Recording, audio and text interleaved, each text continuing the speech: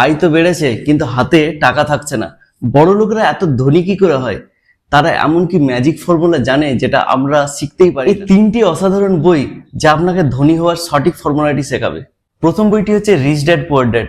আচ্ছা, ধনীরা আরো ধনী হয়ে যাচ্ছে আর গরিবরা পিছিয়ে থেকে যাচ্ছে। এর আসল কারণটি জানেন? ধনীরা সবসময় সম্পদ কেনেন আর গরিবরা কেনেন ঋণ। তাই ধনী হতে গেলে ধনীদের মতো ভাবতে হবে।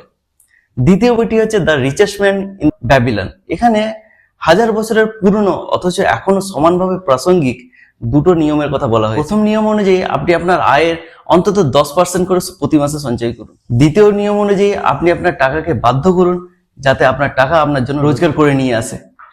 তৃতীয় বইটি হলো দ্য সাইকোলজি অফ মানি, যেখানে আপনি শিখবেন বড় লোক হতে গেলে আপনাকে শুধু ব্যাংক ব্যালেন্স বাড়াতে হবে আর আয় করতে হবে তাই নয়, আপনার আচরণটিকে ঠিক করতে হবে এবং পজিটিভ মানসিকতা রাখতে হবে। বন্ধুরা, এই তিনটি বইয়ের মধ্যে আপনি কোন বইটি প্রথমে পড়বেন অবশ্যই কমেন্ট সেকশনে জানাবেন। আর এইরকম টাকার খেলা বুঝতে গেলে আমার চ্যানেলটিকে সাবস্ক্রাইব করতে হবে।